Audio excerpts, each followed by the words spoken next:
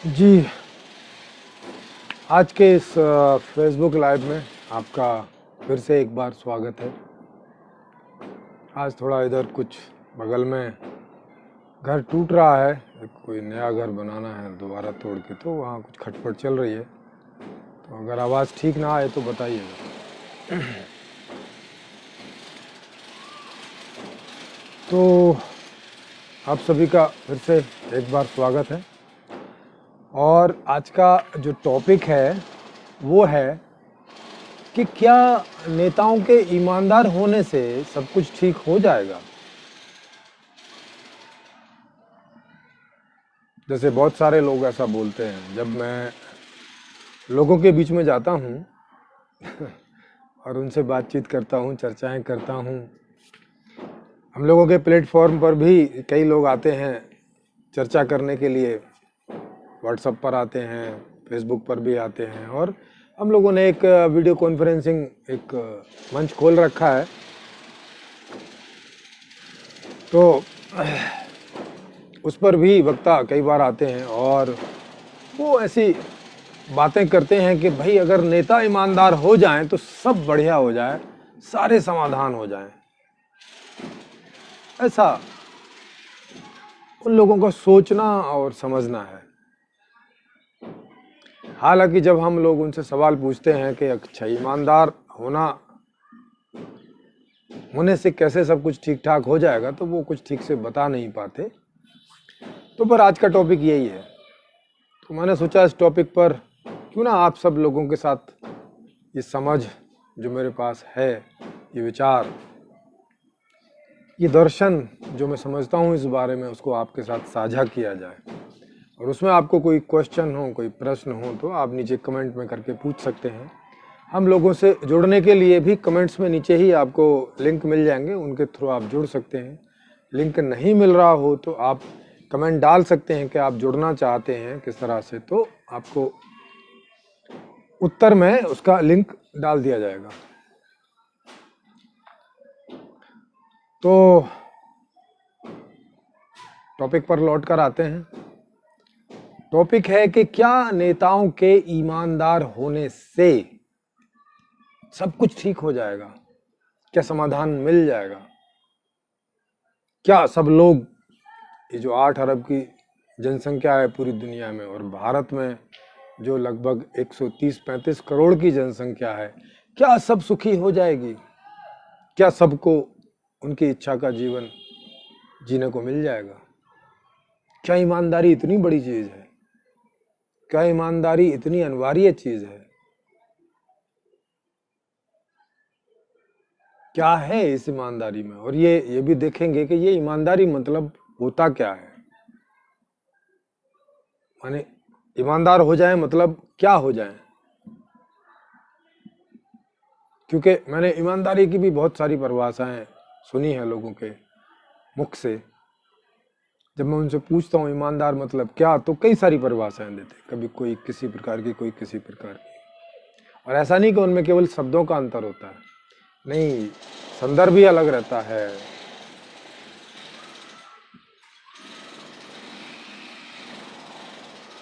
शायद आपके दिल में भी कोई ईमानदारी की परिभाषा होगी, जिसको आप अंग्रेजी में ऑनेस्टी बोलते हैं। वैसे ईमान तो शब्द है उर्दू का, ईमानदारी हिंदी में इसको क्या बोलते हैं? क्या बोलते हैं हिंदी में इसको?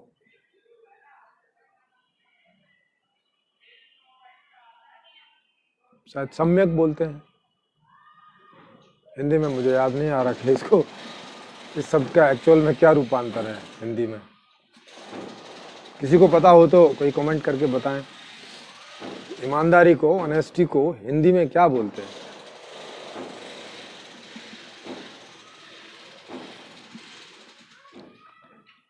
क्योंकि ईमान शब्द तो उर्दू से है, वो तो हिंदी से नहीं है। तो ईमानदारी का अर्थ हुआ कि आप, जैसे यहाँ नेताओं की ईमानदारी की बात है, तो नेता जिस बात के लिए चुने गए हैं, किस बात के लिए चुने गए हैं? कि वो जनता का वहाँ प्रतिनिधित्व करें। किस बात का प्रतिनिधित्व करें? कि भाई जनता की जो समस्याएं हैं वो दूर हों और जो जनता को सारी सुख सुविधाएं, सारी फैसिलिटीज़ हैं वो मिलें। इस बात की उनकी जवाबदेही है, इस बात की उनकी जिम्मेवारी है। अगर वो उसको एज इट इज़ निभाते हैं, सम्यक रूप से निभाते हैं, तो वो ईमानदार कहे जाएंगे।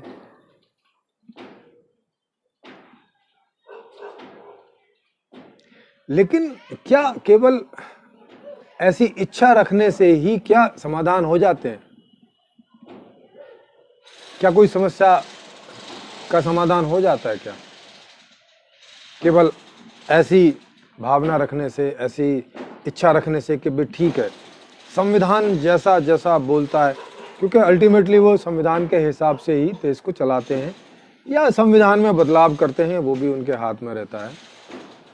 तो क्या केवल ईमानदारी से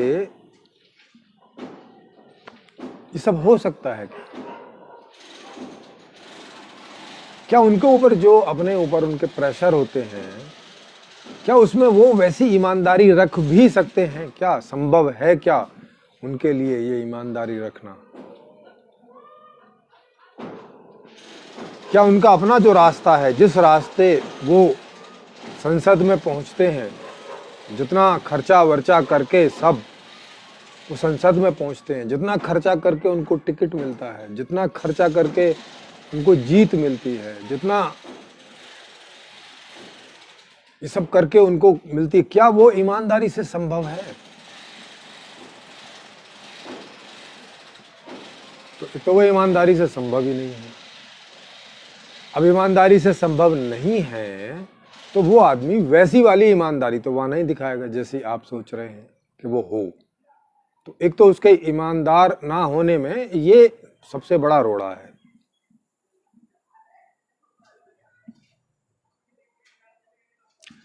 दूसरा, मान लेते हैं चलो वो अपना ये सब पैसे वैसे खर्च करके बड़ा दयावान है, बड़ा है, चलो ईमानदार मान लिया, और वो सोच लेता है ठीक है यार, मैंने एक कोठी बेच दी एक इलेक्शन के लिए, चलो कोई बात नहीं है, अगले इलेक्शन में दूसरी कोठी बेच देंगे कोई पैसे वाला आदमी होगा। तब भी क्या वो कोई समाधान कर पाएगा क्या वहां पर? क्योंकि वहां पर कोई भी समाधान करने के लिए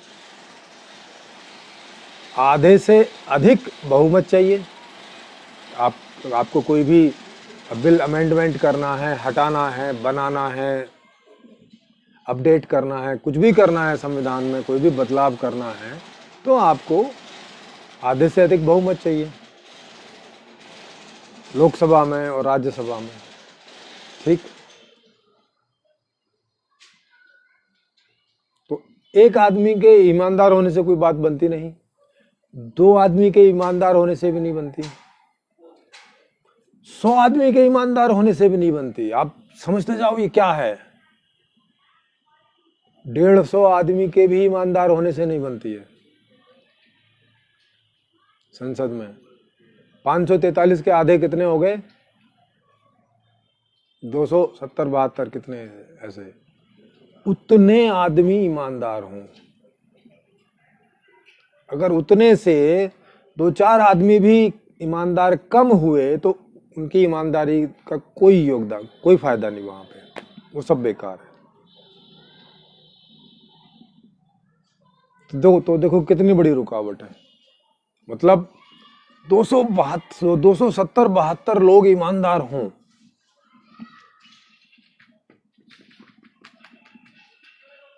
लगता नहीं असंभव जैसी बात है। भूतो न भविष्यति, कभी हुई नहीं है और कभी आगे होगी नहीं। ये रेयर सी घटना नहीं हो जाएगी कि संसद भवन में 272 आदमी ईमानदार।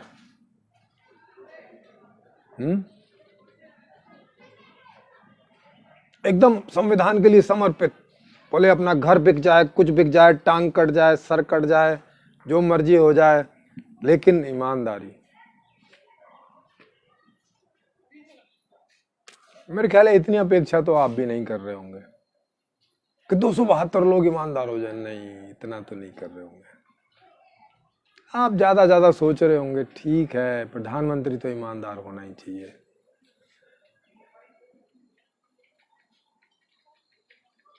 राष्ट्रपति तो ईमानदार होना ही चाहिए, पर भाई उतने से तो काम चलेगा नहीं ना।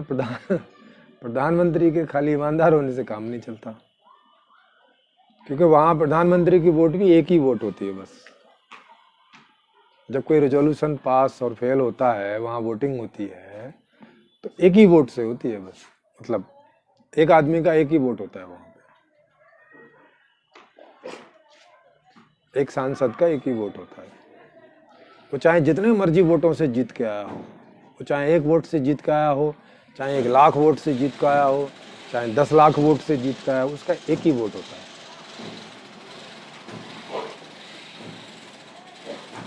मतलब एक बार वो जीत के चला गया तो वहां उसका बराबर पार्टिसिपेशन है। वो ईमानदार हो तो भी, वो बेईमान हो तो भी। वो ईमानदार हो तो भी उसकी वोट का एक ही काउंट होती है, और वो बेईमान हो तो भी उसकी वोट एक ही काउंट होती है।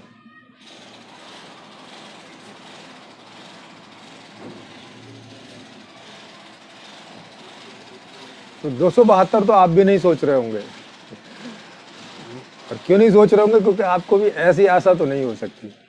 मतलब इतने ब्लाइंड तो आप भी नहीं हो सकते कि ऐसी असंभव सी इच्छा करने लग जाओ। अभी तो संसद भवन की बात करिए, अभी विधानसभाओं में भी ऐसे ही है। वहां भी आधे से ज्यादा नेता ईमानदार हो जाएं, अरे यार ये कैसे हो सकता है? मतलब फिर तो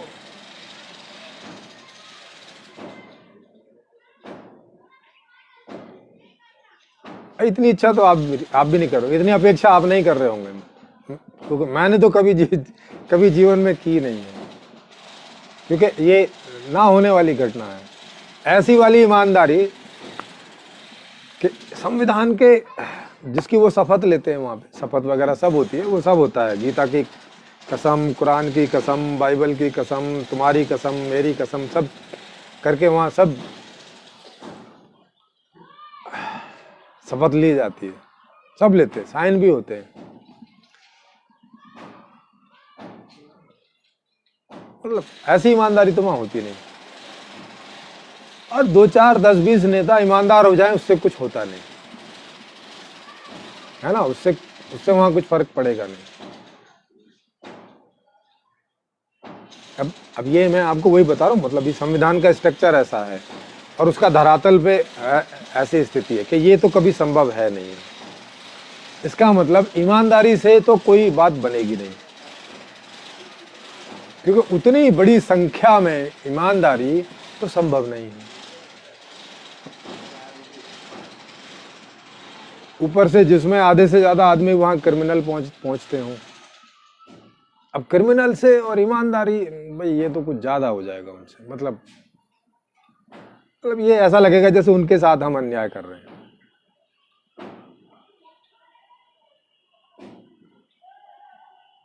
जो सारा पैसा बेईमानी से ही कमाते हैं, उनसे वहां ईमानदारी। और 40-50% लोग हैं ऐसे, विधानसभाओं में भी और लोकसभा में भी। राज्यसभा में शायद ज्यादातर बूढ़े बूढ़े आदमी पहुंचते हैं, तो ठीक है, हो सकता है वहां ना हो, लेकिन वो भी वहां पार्टियों के ही सारे लोग होते हैं, क्योंकि जिनकी पार्टी के जितने लोग जीत के जाते हैं, उसी आधार से उनका वहां एनरोल होता है। तो वो भी पार्टी के ही, सभी पार्टियों के बूढ़े टेढ़े आदमी ही होते हैं। टेढ़े इसलिए बोल रहा हूं कि वहां भी ईमानदारी की कोई संभावना ऐसी दिखाई नहीं पड़ती है। एक तो ये हो गया। दूसरा, हम ये समझें कि क्या केवल ईमानदारी होने से कोई समाधान निकल आता है क्या? इसको ऐसा थोड़ा करके देखें कि अगर साइंटिस्ट ईमानदार हों, तो क्या उनके खाली ईमानदार होने से कोई रिसर्च हो जाती है क्या?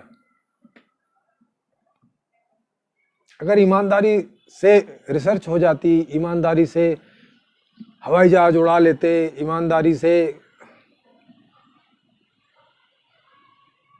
तो फिर तो बहुत आसान होता।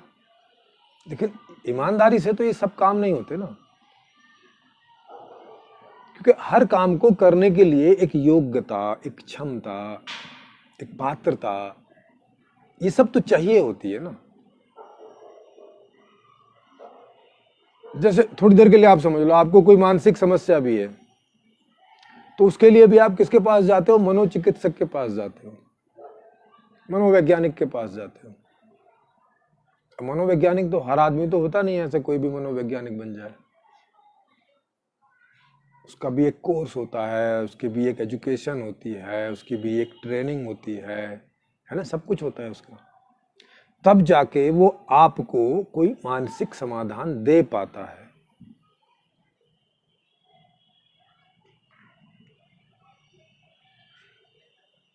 तो अब आप खुद ही सोचिए कि केवल ईमानदारी जो है वो कोई ऐसी चीज नहीं है।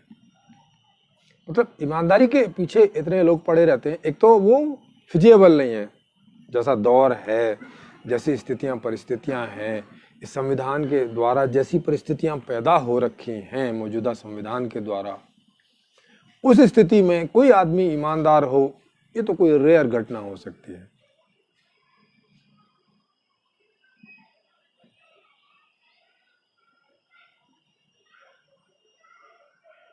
यहाँ संविधान के प्रति ईमानदारी मतलब दूसरों के प्रति ईमानदारी जैसी बात होगी। जैसे आप दूसरों के प्रति ईमानदार हों, प्रजा में से कितने लोग ऐसे हैं जो दूसरों के प्रति ईमानदारी जैसी बात सोचते हों या रखते हों? मुझे तो लगता नहीं कोई एक आध आदमी कहीं ऐसा ही मिल जाए जिसको ऐसा कुछ दिमाग में भरा हुआ हो कि भाई ऐसा होने से ही बढ़िया है, परमात्मा मिलेगा मुझे या मेरा अगला जन्म सुधर जाएगा, ऐसी कोई उसने कोई कॉन्सेप्ट भर रखा हो दिमाग में और उसके हिसाब से वो थोड़ा बहुत चलता हो, या ईश्वर से अल्लाह ताला से डरता हो ऐसे मानसिक रूप से, और वो कहीं नाराज ना हो जाए, भाई थोड़ा सोचो दूसरों के बारे में भी। ऐसा कोई मिल जाए एक आध आदमी, तो मैं कहता नहीं, तो अब एक आध आदमी से तो कोई दुनिया चलती नहीं है, उसके हिसाब से तो कोई सिस्टम काम करता नहीं है। सिस्टम का तो कम से कम आधे से ज्यादा जैसे आदमी होंगे उसी से सिस्टम चलेगा और उन्हीं के लिए चलेगा।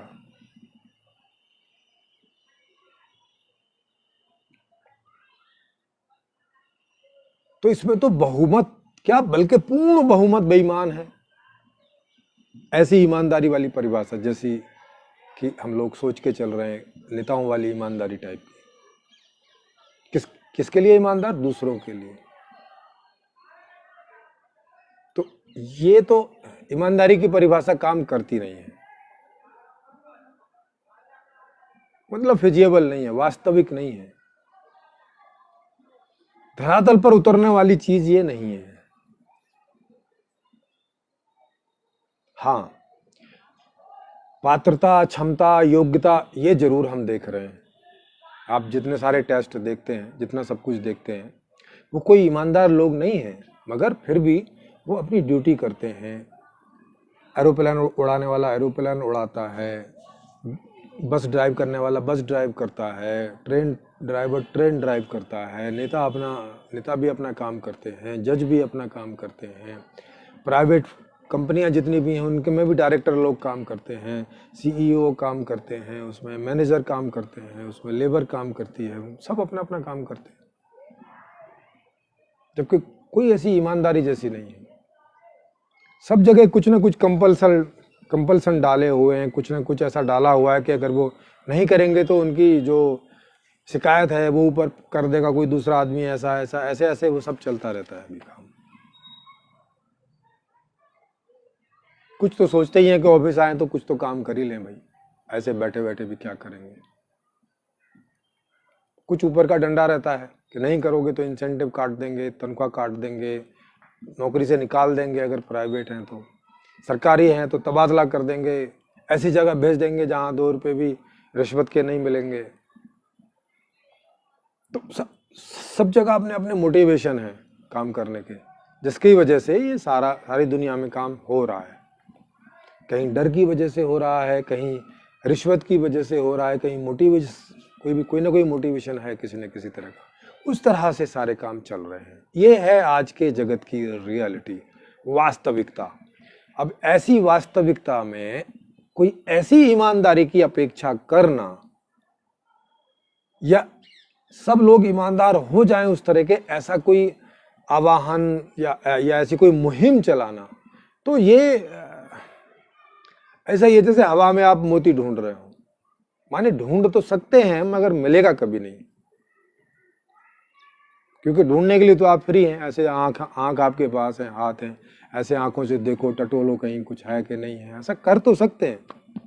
ऐसी मुहिम चला सकते हैं, ऐसे एनजीओज खोल सकते हैं, कभी कभी उनमें आपको पैसा भी मिल जाएगा करने के लिए, चलाने के लिए, वो सब कर सकते हैं, मगर इससे मिलेगा कुछ नहीं, परिणाम कभी नहीं आएगा। और आप देख रहे हैं इस समय दुनिया में ऐसे आश्रम, ऐसे मंदिर, मस्जिद, गुरुद्वारे, गिरजाघर, इनकी कमी नहीं है, बहुत है, लाखों करोड़ों की संख्या में पूरी धरती पर, मगर कोई तो ईमानदारी नहीं आ रही है। और तो छोड़ो, जो इन एनजीओज को चला रहे हैं, जो पुजारी हैं इनके, वो कोई ईमानदार नहीं है। ये बात आप सभी जानते होंगे। ऐसा नहीं है कि पूरी तरह से सब बेईमान है, मतलब वो लोग कभी कभी ईमानदार बनते हैं, जिसमें उनको लगता है कुछ फायदा है तो ईमानदारी दिखाते हैं, और कुछ जहां लगता है कि फायदा नहीं है तो नहीं करते। तो कौन सी टाइप की ईमानदारी उनके पास है? सबके पास वो है भाई, अपने बारे में सोचना, अपने बारे में, अपनी फैमिली के बारे में, ऐसी ईमानदारी तो सबके पास है। उसके लिए किसी मंदिर, मस्जिद, गुरुद्वारा, गिरजाघर कोई जरूरत नहीं है। अपनी बीवी के बारे में सोचना, अपने बच्चों के बारे में सोचना, खुद के बारे में सोचना, माता पिता के बारे में भी सोच लेना, पैसा वैसा है उनके पास तो उनके आपस में बातचीत मिलती है, तो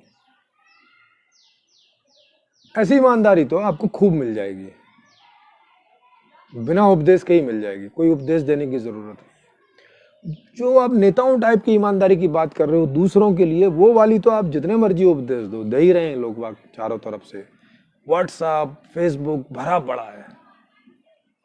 ईमानदार बनो, ईमानदार बनो, be honesty, honesty is the best policy. पर ये बात किसी को समझ नहीं आती भाई, बेस्ट पॉलिसी किधर से है? क्योंकि जो ईमानदारी करने की कोशिश करता है उसको तो नुकसान हो जाता है, इसीलिए तो नहीं करता। क्योंकि जिससे आप ईमानदारी की अपेक्षा कर रहे हो उसको तो नुकसान हो जाता है ना उससे, फिर ऐसी ईमानदारी का क्या मतलब है? और इसीलिए ये ईमानदारी आ नहीं पाती। अगर इस ईमानदारी से उसको भी फायदा होता तो वो कर रहा होता, आपके बिना किसी उपदेश के। जैसे अभी भी करता ही है, जिन चीजों में उनको फायदा है वो चीज तो अभी भी करते हैं। आप उसका कोई उपदेश भी नहीं देते फिर भी करते हैं।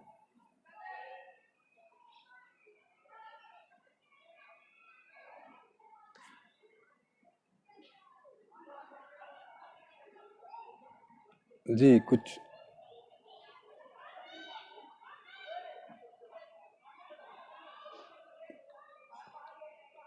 लोग बोल रहे हैं,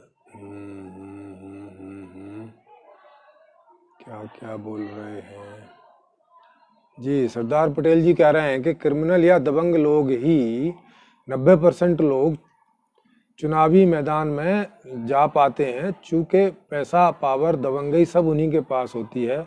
अब इनसे कोई कहे कि ये ईमानदारी बरतेंगे, शायद यह आश्चर्यजनक सोच है। जी बिल्कुल आश्चर्यजनक सोच है, और क्योंकि वही जा भी सकते हैं ना, क्योंकि इलेक्शन में खड़े होना क्या मतलब ऐसी थोड़ी है कि कोई भी खड़ा हो जाओगे भाई, वही खड़ा होता है ना उस इलाके में, थोड़ा नाम धाम हो, कुछ उसने किया हो, तो जितने क्रिमिनल है उनका नाम तो ऐसे ही होता है, अखबार ही उनका नाम चढ़ा देते हैं, तो सब लोग उन्हें जाने होते हैं। दूसरा ये है कि ज़्यादातर क्रिमिनल ऐसा ही करते हैं कि 100 लोगों को लूटते हैं और 10 लोगों को कुछ फायदा भी करते हैं साथ में, लूटने के साथ साथ कुछ दान भी कर देते हैं, जिससे कुछ लोग उन्हें रॉबिन हुड जैसे मानने लगते हैं। नहीं तो ऐसे ही नहीं उनको वोट मिल जाता। आप क्या सोचते हो बस ऐसे ही मिल जाता है वोट? ना, वो लोग थोड़ा रॉबिन हुड टाइप का कैरेक्टर प्ले करते हैं।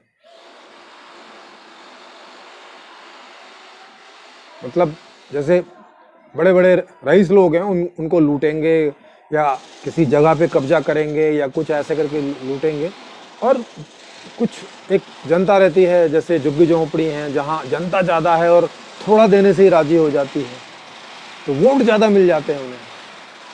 तो इस तरह से करके वो उतने वोट का हिसाब किताब कर लेते हैं कि जिससे वो जीत जाएं।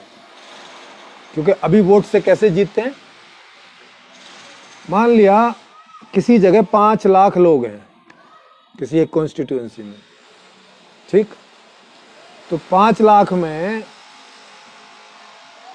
अगर 20 लोग खड़े हो गए, जिसमें पार्टियां भी हैं कुछ निर्दलीय भी हैं, 20-30 लोग खड़े हो गए,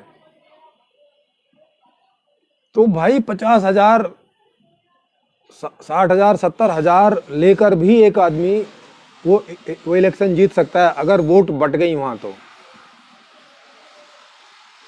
मतलब ऐसा नहीं है कि 2.5 लाख वोट चाहिए जीतने के लिए ना, 50,000 1 लाख तक भी वोट अगर उसने उसका गणित बिठा लिया तो वो जीत जाएगा।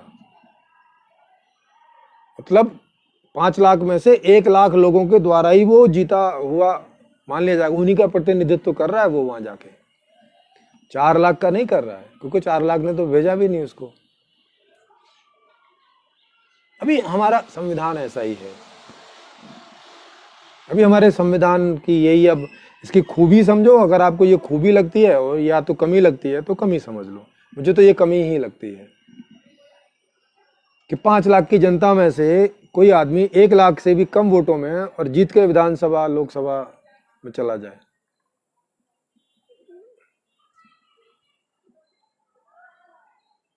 जैसे अभी आप बीजेपी को देखें तो 30-35% वोट पाके वो लोकसभा में प्रतिनिधित्व कर रहे हैं सबका, 30-35% वोट पाके। इसका मतलब हो गया कि 60-65% लोगों ने उनको वोट नहीं की है। तो सीधी सी बात है, उन्हें वहां वैसा ही काम करने की जरूरत है जिससे कि 30-35% वोटर्स जो हैं वो उनके पक्ष में हो जाएं भारत में, बस इससे उनकी सत्ता हमेशा चलती रहेगी। उनको कभी भी 50% 60% लोगों को राजी करने की जरूरत ही नहीं है, ऐसा हमारा संविधान है।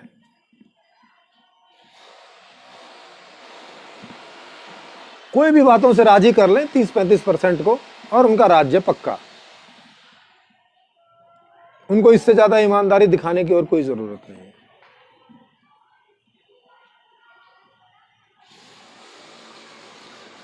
तो वैसी ईमानदारी तो है नहीं है, संभव भी नहीं है,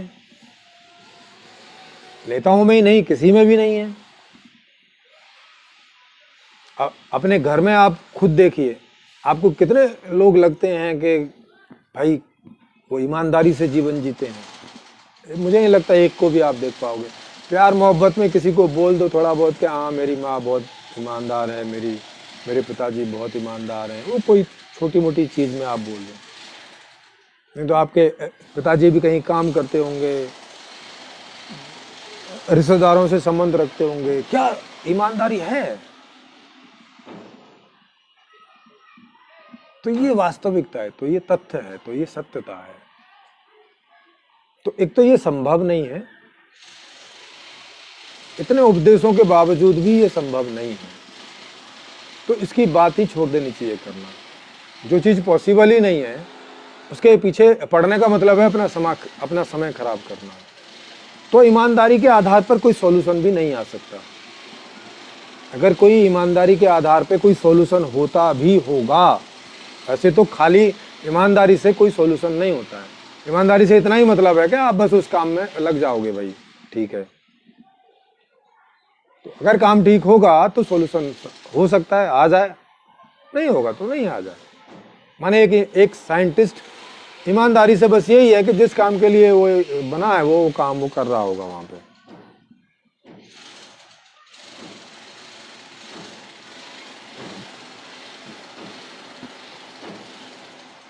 तो नेता आपको दिख ही रहे हैं, 10वीं 12वीं पढ़े से ज्यादा कोई नेता जा नहीं रहे। नेता बन जाते हैं, बाद में वो ग्रेजुएशन की डिग्री कहीं ना कहीं से ले लेते हैं आप देखते ही है। और रोज उनको पूछा जाता है, हाँ भाई आपकी डिग्री कहाँ है, वो दिखाते हैं वहाँ से हुई है, वहाँ से पता चलता है यहाँ तो डिग्री है ही नहीं है, इनकी फर्जी है। तो 10वीं 12वीं पढ़े ज़्यादातर नेता हैं, अनपढ़ भी मिल जाएंगे, कोई 2-4% कोई ग्रेजुएट वगैरह होंगे, कोई एक आध नेता पीएचडी वगैरह भी होगा, पर उतने से तो कोई काम चलता नहीं ना, वो तो बहुमत में नहीं है भाई। माने नेताओं में बहुमत जिस बात का होगा वो बात प्रभावी होगी ना उसको चलाने के लिए।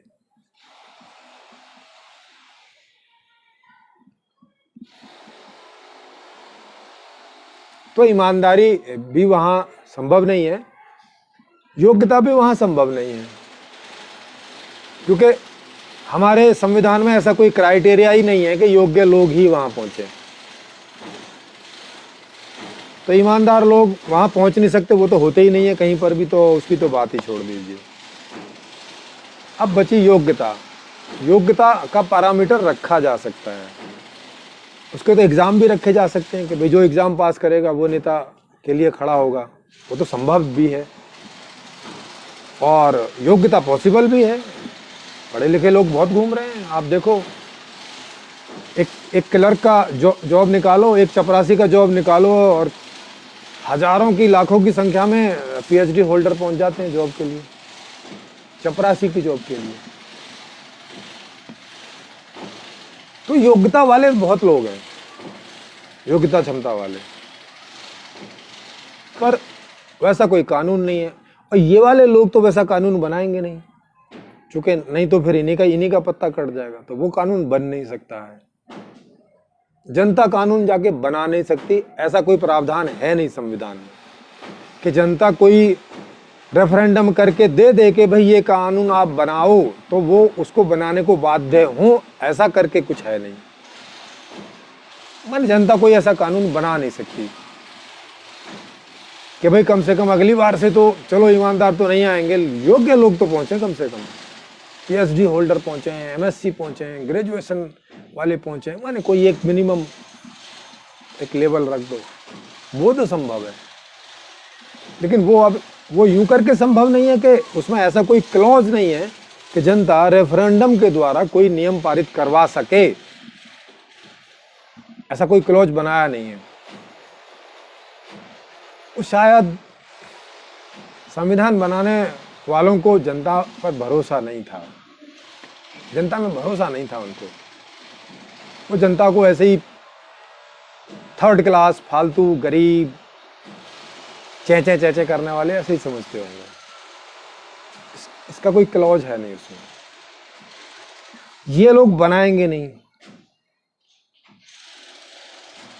अब तो कोई तरीका बचा नहीं ना, समझ रहे हो? ये संविधान का मुंह है जिसमें से नेता जा रहे हैं निकल के, तो संविधान का जैसा मुंह होगा उसमें से उसी तरह के नेता निकल के जाएंगे। माने इसको आप ऐसे समझें, आप जितने ज्ञानी विज्ञानी होंगे तो आपके मुंह से वैसे ही बातें निकलेंगी, ज्ञान निकलेगा अगर आप ज्ञानी होंगे तो, और अज्ञानी होंगे तो अज्ञान ही आपके मुंह से निकलेगा। तो संविधान से जैसे नेता निकल रहे हैं, संविधान का मुंह वैसा ही है। संविधान में ऐसी ही प्रक्रिया है कि ये ऐसे ही नेताओं को आगे चुन सकता है, तो वो ऐसे नेता जा रहे हैं।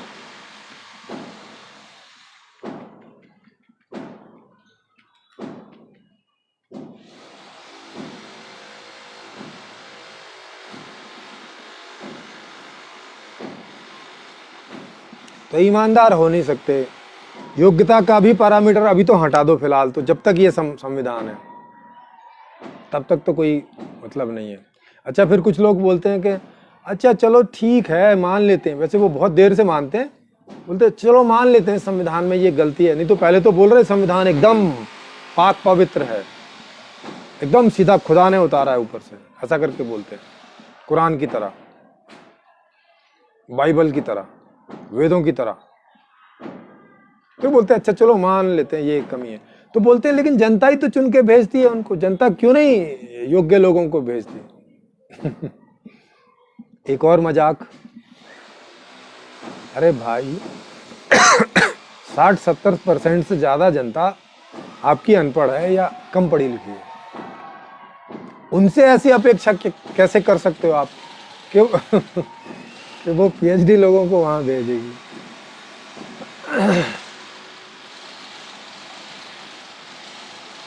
उनसे ऐसी अपेक्षा कैसे कर सकते हो? उनसे तो इतना ही पूछ सकते हो कि आप रेफरेंडम में बोलो कि भाई ये आदमी इतना पढ़ा लिखा है और ये, तो किसको आप भेजना चाहोगे, तो वो हाँ ना कर सकते हैं, बस इससे ज्यादा थोड़ी कर सकते हैं।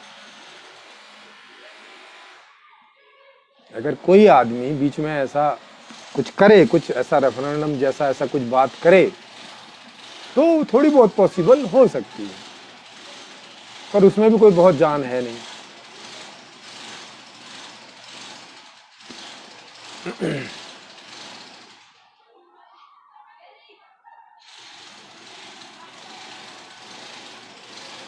तो अब कुल मिला के एक ही बात बचती है, वो बचती है कि भाई संविधान ऐसा बना लो कि जैसा नेता चाहिए वैसा ही पहुंचे।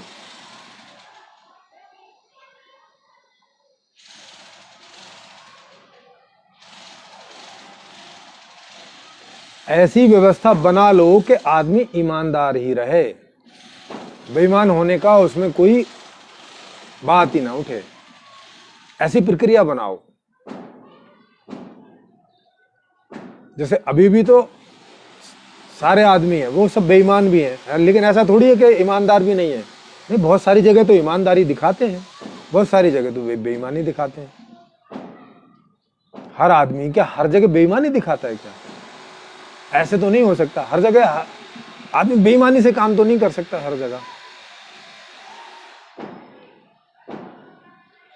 नहीं तो कोई काम ही ना हो। बेईमानी में थोड़ी काम होते हैं। जितने सारे काम हो रहे हैं आखिरकार उतनी ईमानदारी तो दिखा रहा है ना। तो सोचने समझने की बात यह है बंधुओं कि जहां वो ईमानदारी दिखा रहा है वो किस कारण से दिखा रहा है, वो कारण को समझ लो। और जहां वो बेईमानी दिखा रहा है वो किस कारण से दिखा रहा है, उस कारण को समझ लो और इन कारणों का इलाज कर दो। ये बेईमानी का कारण हटा दो और ईमानदारी का कारण बढ़ा दो, तो आदमी अपने आप ईमानदार हो जाए पूरा का पूरा। और योग्यता वाली बात में तो समस्या है ही नहीं है, वो तो आप टेस्ट रख दो तो बस हो गया काम। जैसे आईएएस पीसीएस के लिए टेस्ट रखे हुए हैं, तो वैसे ही नेताओं के लिए एक टेस्ट रख दो कि भाई जो इस टेस्ट को पास करेंगे वो नेता इलेक्शन में खड़े हो सकते हैं। तो जैसे आईएएस पीसीएस के लिए आपने ग्रेजुएशन रखा हुआ है, इसके लिए और भी ज्यादा रख सकते हो, पोस्ट ग्रेजुएट रख सकते हो, या अब तो पीएचडी लोगों की भी कमी नहीं है, पीएचडी रख सकते हो।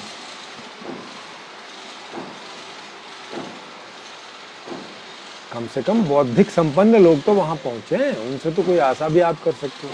अब वो कुछ काम नहीं करेंगे तो अब उससे ज्यादा तो और संभव है नहीं। तो वो सबसे ज्यादा संभावित लोग होंगे जो सबसे ज्यादा काम कर सकते होंगे, सबसे ज्यादा और सबसे सही।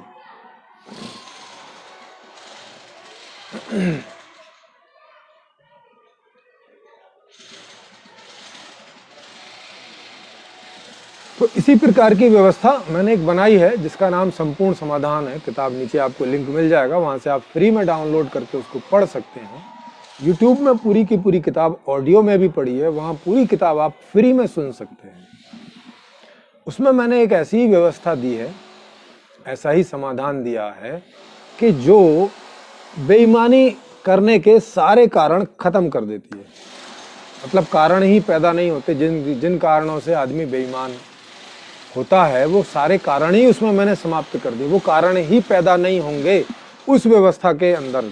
जब वो व्यवस्था आ जाएगी तो वो कारण ही पैदा नहीं होंगे जिससे आदमी बेईमान होता है जिस भी बारे में। पहला मामला सॉल्व, कि सारे आदमी ईमानदार हो जाएंगे, जो आज संभव नहीं लगता। क्यों नहीं लगता संभव? क्योंकि जो आदमी ईमानदारी करता है आज उसको नुकसान होता है, फायदा नहीं होता। लेकिन वो ऐसी व्यवस्था है कि उसमें जितनी ईमानदारी करेगा उतना ज्यादा उसी को फायदा है। अब आप बोलोगे ऐसी कैसी व्यवस्था हो सकती है? हाँ, ये आप पढ़ के देखो उसको, कोई बहुत बड़ी नहीं है, 12-14 घंटे की ऑडियो है। आप उसको सुनेंगे, रोज 2 घंटे भी सुनेंगे तो 5-6 दिन में आप उसको सुन लेंगे, 6-7 दिन में। अभी आप इतने YouTube, इतना व्हाट्सअप सब करते होगे, 5-6 दिन, 6-7 दिन बाकी उसको बंद कर दें और उसको आप सुन लें, पढ़ लें, तो आपको मालूम चल जाएगा कि उसमें ऐसी व्यवस्था है कि हर आदमी ईमानदार होना चाहेगा। क्यों चाहेगा? क्योंकि जितना ईमानदार होगा उतना उसको फायदा है। जैसे आज जितना बेईमान होता है उतना ज्यादा फायदा है, तो जहां जहां उसको बेईमानी से फायदा होता है वहां बेईमान होता है, और जहां जहां ईमानदारी से फायदा होता है वहां वो ईमानदार बना रहता है। वो व्यवस्था ऐसी है कि उसमें जरा भी बेईमानी करोगे तुरंत आपको नुकसान हो जाएगा। और सारे दुनिया के फायदे जितने भी होते हैं उसमें से आपको जो भी चाहिए वो ईमानदारी से ही मिलेगा। उसमें बेईमानी से कोई रास्ता ही नहीं है उस व्यवस्था में। है नहीं, बना दी नहीं चाबी ऐसी, देखो।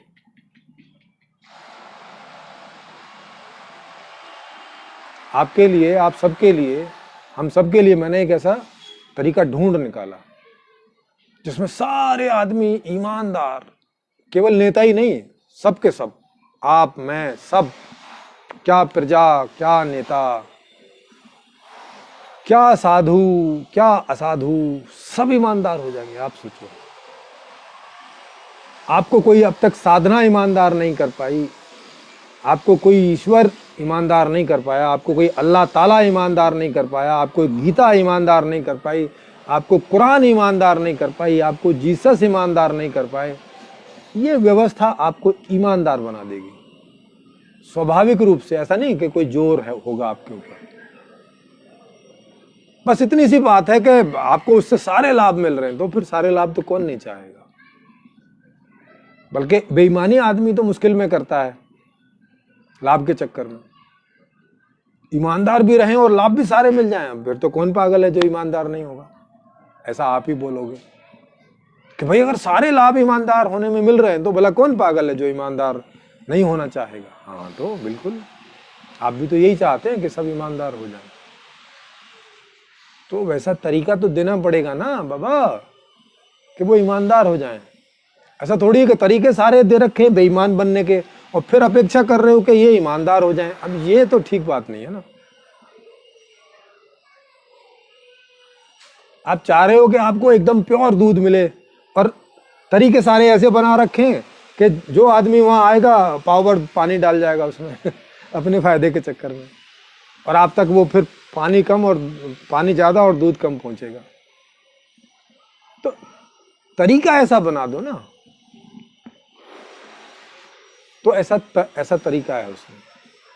अच्छा, आप बोलोगे कि अच्छा तो फिर ऐसे तरीके को ये लोग लेके क्यों आएंगे? हाँ, उसका भी तरीका मैंने उसी में बता दिया है। उसका तरीका भी ऐसा है कि इनको लाना ही पड़ेगा, इनको लाने में फायदा रहेगा उसे। और अपने फायदे का काम तो हर आदमी करता है, तो उसके लिए बहुत जल्दी मेजॉरिटी बन जाएगी। हम लोग काम कर ही रहे हैं। आप चाहे तो इसको पढ़ के सुन सोच समझ के आप इसमें कोई योगदान भी कर सकते हैं। नहीं है तो बस आप कुछ साल वेट करिए और ये व्यवस्था अभी आई, आपको पता चल जाएगा कैसे करके आ गई और कैसे करके ये सबको ईमानदार बना दे रही है, कैसे करके सब आदमी इसमें सुखी हो जा रहे हैं। आप वेट कीजिए और बस देखिए। हम लोग दोनों तरह से आपसे राजी हैं। आप चाहे तो इसका पार्ट भी बन सकते हैं और चाहे तो आप वेट एंड वॉच भी कर सकते हैं।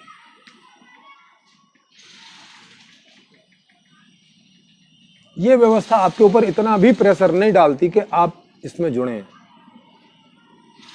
और फिर भी ये आ जाएगी। ऐसी कमाल की ये व्यवस्था है। और योग्यता वगैरह में तो कोई बहुत समस्या है नहीं है। उस व्यवस्था में तो सबको एजुकेशन है कंपलसरी। जैसी एजुकेशन लेना चाहे वैसी। तो जिसको जो योग्यता, अपने अंदर योग्यता क्षमता लानी है वो आ जाएगी, उसमें तो कोई दिक्कत है नहीं। ईमानदारी आ ही जाएगी, उसमें भी कोई दिक्कत नहीं है, क्योंकि उसमें आप जो काम करना चाहोगे आपको वही काम मिलेगा।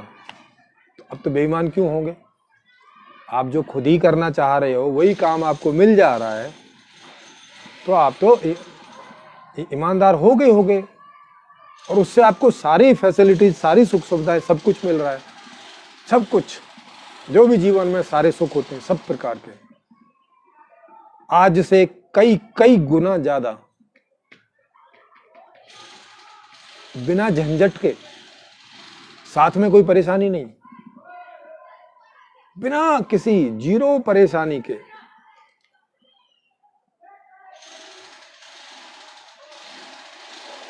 ऐसी ये जो व्यवस्था मैंने लिखी है, जिसका जो किताब है उसका नाम है संपूर्ण समाधान।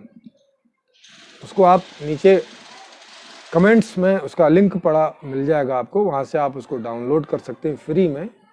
पढ़ने वाले लोग फ्लिपकार्ट वगैरह का उसका एड्रेस मिल जाएगा। किताब जो कागज़ वाली किताब मंगानी है तो वो वहाँ से खरीद सकते हैं, और यूट्यूब में ऑडियो बुक आपको पूरी की पूरी मिल जाएगी, वहाँ से आप सुन सकते हैं फ्री में। तो पीडीएफ और ऑडियो बुक दोनों फ्री हैं। कागज़ वाली आप चाहें तो खरीद सकते हैं, उसका भी लिंक आपको नीचे मिल जाएगा।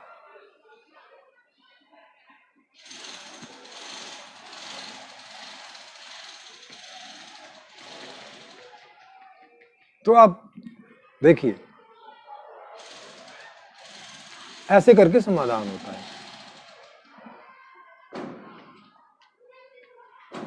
अच्छा, आप बोलेंगे नहीं नहीं ऐसे कैसे ले आएंगे? देखो, ऐसे बहुत सारे उदाहरण हैं। आप इतनी टेक्नोलॉजी देख रहे हैं, ये ज़्यादातर टेक्नोलॉजी सारी बाहरी पैदा हुई है, ये आप सबको मालूम ही है। चाहे आप मोबाइल लगा लीजिए, इसके पहले पेजर था, प्रिंटर हैं, कंप्यूटर हैं, लैपटॉप हैं, घड़ियां हैं डिजिटल, ये सब बाहर की देन है। चूंकि ये फायदेमंद थे तो यहाँ के सभी लोगों ने इसको एक्सेप्ट किया कि नहीं किया? पैसा दे दे के भी महंगी महंगी चीजें भी खरीदते हैं लोग। एप्पल का मोबाइल खरीदते हैं, सोचो, जो 60-70 हज़ार, 1 लाख, 1.5 लाख ऐसे रुपए का होता है। क्यों खरीदते? क्योंकि भाई फायदा है, ईमानदारी से रुपया दे के आते हैं उनको, है ना? कितने ईमानदार लोग हैं, बाकायदा डेबिट और क्रेडिट कार्ड लेके जाते हैं, वहां ऑर्डर करते हैं, पैसे देते हैं और फिर सामान लेते हैं। देखो कितने ईमानदार लोग हैं। आप बाजार जाते हो, पैसा देते हो, सामान लेके आते हो नहीं आप ईमानदार आदमी? बताओ। तो जितनी जितनी व्यवस्था है उतने हिसाब में तो आप सब ईमानदार हो। अब एक ही आदमी ईमानदारी भी दिखा रहा है कहीं जगह और कहीं जगह बेईमानी भी दिखा रहा है। अब इस आदमी को क्या बोलोगे? ईमानदार बोलोगे कि बेईमान बोलोगे? बेईमान नहीं बोल सकते क्योंकि ये ईमानदारी भी दिखा रहा है। अच्छा, ईमानदार भी नहीं बोल सकते क्योंकि बेईमानी भी दिखा रहा है। इस आदमी को क्या नामकरण करोगे? किस गुण से नवाजोगे? थोड़ा समझने का प्रयास करना कि ये आदमी कहाँ ईमानदारी और कहाँ बेईमानी दिखाता है, माने किस कारण से, वो कारण क्या है। वो कारण आप अगर समझ गए तो वही इसका मूल स्वभाव है आदमी का।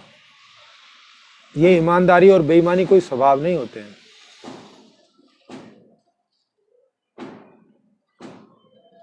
तो जहां इसे ईमानदारी से फायदा मिलता है वहां ईमानदारी दिखाता है, या जहां बेईमानी कर नहीं सकता, माने बेईमानी वाला फायदा नहीं ले सकता, और जहां बेईमानी से फायदा इसको मिलता है वहां ये बेईमानी दिखाता है। इसका मतलब फायदे की बात करता है, ये मूल है इसका। मूल स्वभाव क्या है इसका? कि फायदा चाहता है भाई, फायदा। अगर ईमानदारी से मिले तो ईमानदारी बरतता है, और बेईमानी से मिले तो बेईमानी बरतता है। माने ईमानदारी से मिले तो ये ईमानदार बन जाता है, और बेईमानी से मिले तो ये बेईमान बन जाता है। अभिनेता जैसा, माने हीरो का रोल मिले तो हीरो का रोल कर लेता है, और गुंडे का रोल मिले तो गुंडे का रोल कर लेता है। किस लिए? पैसों के लिए, भाई वो पैसों के लिए काम कर रहा है वहां, वो वैसा है नहीं, वो ना हीरो है ना वो विलेन है। जो एक्टर आप देखते हैं अमिताभ बच्चन, शाहरुख खान, वो ना तो हीरो हैं ना तो वो विलेन है। वो इन दोनों कैरेक्टर्स को जब प्ले करते हैं पर्दे पर तो पैसे के लिए प्ले करते हैं। उनका मूल स्वभाव क्या है? पैसा।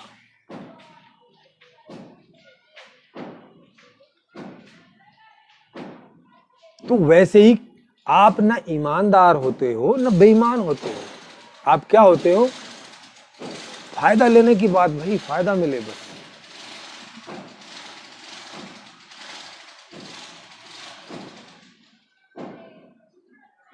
तो आपका मूल स्वभाव क्या है? फायदा लेना। किस लिए? भाई उसमें सुख होता है, उसमें मजा आता है, उसमें जिंदगी जैसी लगती है, उसमें लगता है कि जीवन जी रहे हैं, उसमें लगता है कि कुछ जिंदगी है। भाई नहीं तो सुसाइड करने का दिल करता है। जीवन में कुछ सुख ना हो तो फिर क्या मतलब है ऐसी जिंदगी का? तो ईमानदारी का चक्कर नहीं है भाई साहब, बेईमानी का भी चक्कर नहीं है। चक्कर किसका है? सुखी होने का। अब ईमानदारी से सुखी कर दो चाहे बेईमानी से सुखी कर दो। नॉर्मली आदमी ईमानदार रहने की कोशिश करता है, पहले वो ईमानदारी से ही अपना सुख लेने का प्रयास करता है नॉर्मली। जब नहीं मिले तो बेईमानी की तरफ जाता है। मतलब अगर इन दोनों ऑप्शंस में देखें तो वो पहले कौन सा ऑप्शन लेना चाहेगा? ईमानदार वाला। कोई आदमी फिल्म में कौन सा ऑप्शन लेना चाहेगा? पहले हीरो बनने वाला। अगर हीरो बनने का नहीं मिले तो ठीक है यार, विलेन बना दो, पैसे तो कमाएंगे ना, ठीक है, लोग हमें बुरे रूप में देखेंगे पर भाई बाकी सारे सुख तो आ जाएंगे। तो पहले कौन सा चुनता है? वो हीरो वाला। ऐसे ही आप कौन सा चुनेंगे? पहले ईमानदारी का रास्ता आदमी देखता है। भाई नहीं मिले तो बेईमानी वाले में जाते हैं। इसका मतलब है कि अगर आप ऐसी व्यवस्था बना दें कि उसको सारे सुख ईमानदार रास्ते से मिल जाए तो फिर वो बेईमानी का सोचेगा भी नहीं। अगर आप सबको हीरो की भूमिका वाली फिल्में दे दें तो कोई आदमी विलेन की भूमिका नहीं करना चाहेगा।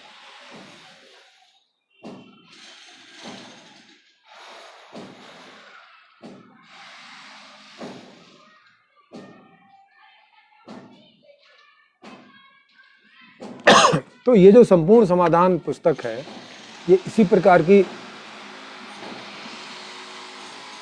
का समाधान है, इसी प्रकार का सॉल्यूशन है कि उसमें आप की जैसी इच्छा है जीवन जीने की, वैसा जीवन आप उसमें जी पाएंगे। वैसा जीवन जैसा आप चाहते हो, जैसी एजुकेशन चाहते हो वैसी एजुकेशन, जैसा जॉब चाहते हो वैसा जॉब, जैसे प्रोडक्ट एंड सर्विसेज फैसिलिटीज सुख सुविधाएं चाहते हो वैसी सब, ऐसी ये व्यवस्था है जिसमें जरा भी बेईमान होने की आपको जरूरत नहीं। आपको सब कुछ ईमानदारी से ही मिल जाएगा, सबको, और वो भी सबको, छोटे से बच्चे से लेके और मरने वाले बूढ़े तक सबको सब कुछ आसानी से मिल जाएगा, ईमानदारी से मिल जाएगा। ऐसी ये व्यवस्था है।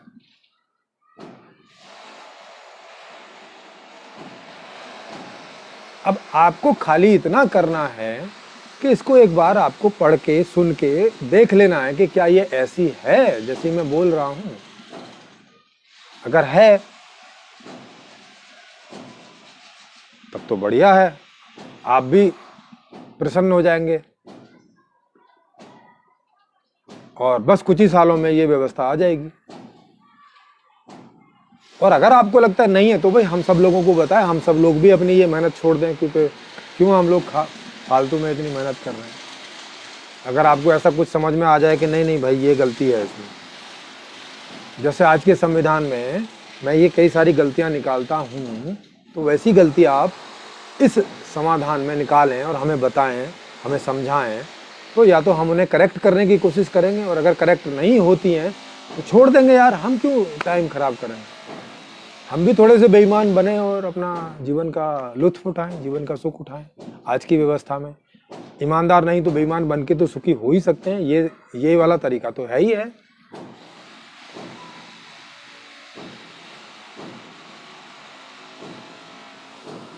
जी, और क्या बोल रहे हैं। सरदार पटेल जी बोल रहे अभी के संविधान में व्यवस्था के अनुकूल जीवन समूह को चलना मजबूरी है, तो वो क्या ईमानदारी बरतेंगे? हाँ जी, बिल्कुल नहीं बरतेंगे। फिर पटेल जी कह रहे हैं कि आस्था के व्यवस्था में जीवन समूह के अनुकूल व्यवस्था का प्रारूप है। जहाँ जीवन ईमानदार ही होगा, उसको झूठ फरेब आदि करना ही नहीं पड़ेगा। कुल मिलाकर ईमानदारी ही उसके सुख का कारण होगी। जी बिल्कुल बिल्कुल। देखो, जिन भी लोगों ने ये किताब पढ़ी है, जैसे सरदार पटेल जी हैं, उन्होंने ये किताब पढ़ी है, तो वो ये अपने नीचे कमेंट्स दे रहे हैं। तो आप इनके कमेंट से प्रेरित होकर भी पढ़ सकते हो कि भाई देखो, इनको ऐसा लग रहा है संभव कि ये हो जाएगा, तो एक बार आप खुद भी पढ़ के देखें। जी, सरदार जी कह रहे हैं कि अभी चल रही व्यवस्था में ईमानदारी लोगों में दुखों का भंडार लाती है, यूएलएम की व्यवस्था में ईमानदारी लोगों में सुखों का भंडार लाएगी। ओके जी, बहुत बढ़िया। जी जी जी, तो ये चीज़ें हैं सर। अगर ये वीडियोज आपको अच्छे लगते हैं तो इनको आप शेयर भी करते रहिए ज़्यादा से ज़्यादा, क्योंकि जितना आप शेयर करेंगे उतना ये ज़्यादा लोगों तक पहुँचेंगे।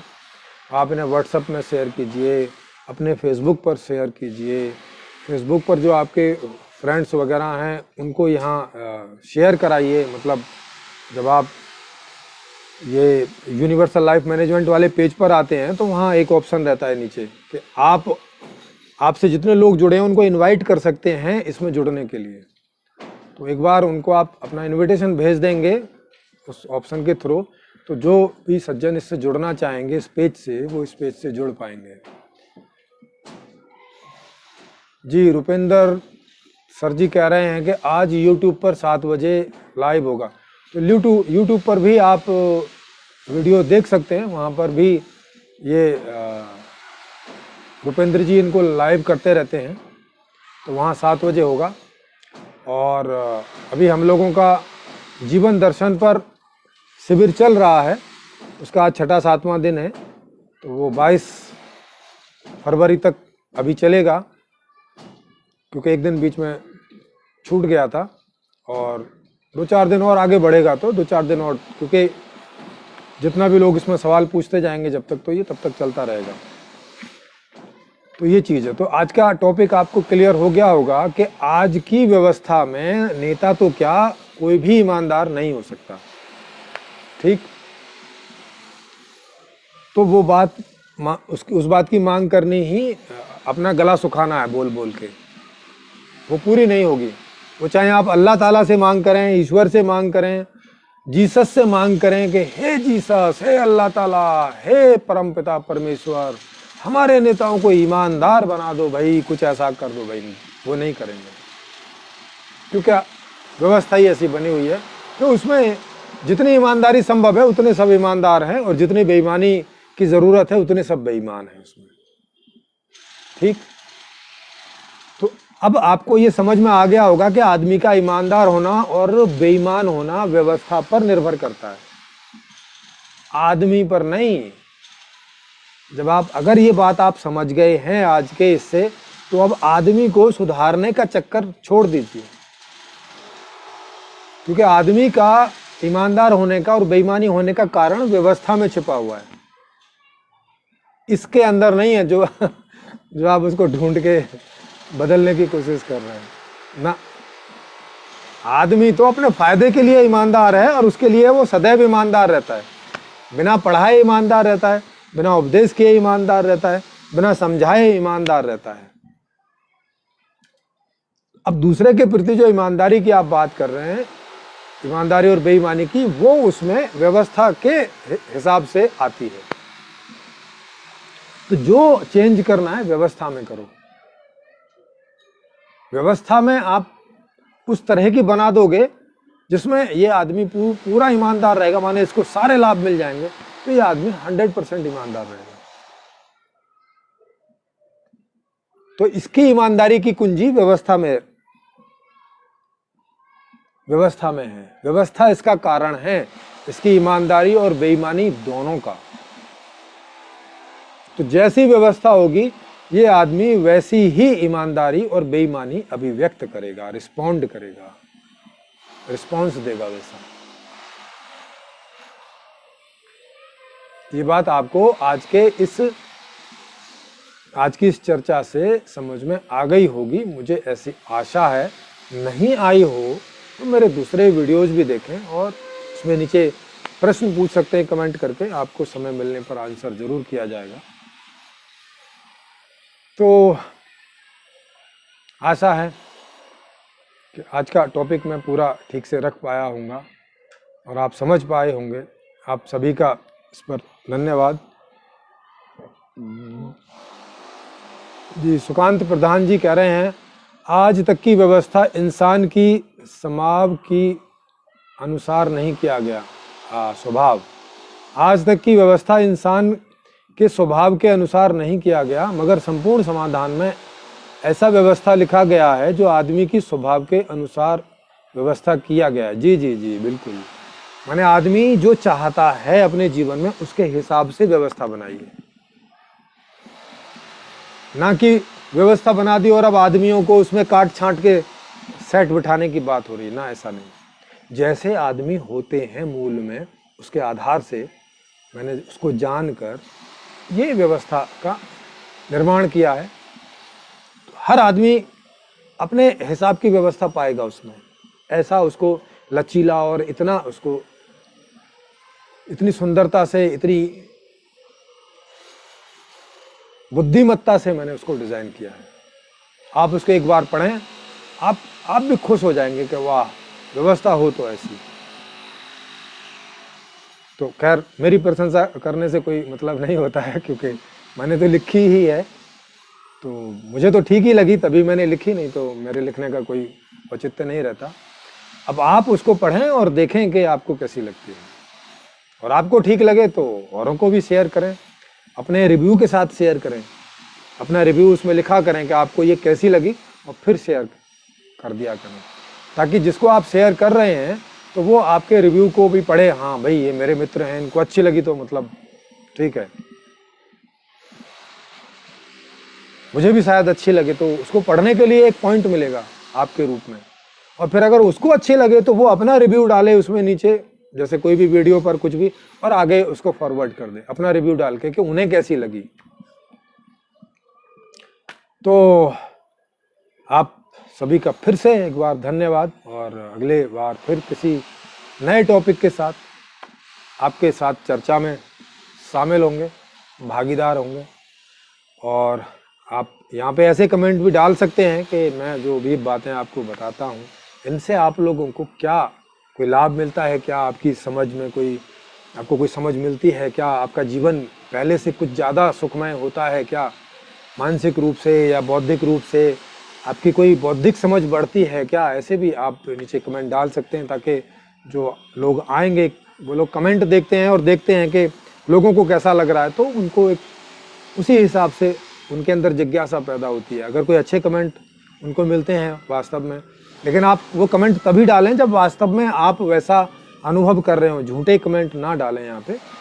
जैसा आप अनुभव कर रहे हो कि हाँ आपको वैसा लाभ हो रहा है, तो ही डालें, तो उनको उससे मार्गदर्शन मिलेगा, एक दिशा मिलेगी। हो सकता है कि किसी को उस तरह की ही चीज़ की ज़रूरत हो और आपके कमेंट से उसको प्रेरणा मिल जाए और वो इसको देख ले या पढ़ ले, इस तरह से। जी, तो सभी को नमस्कार।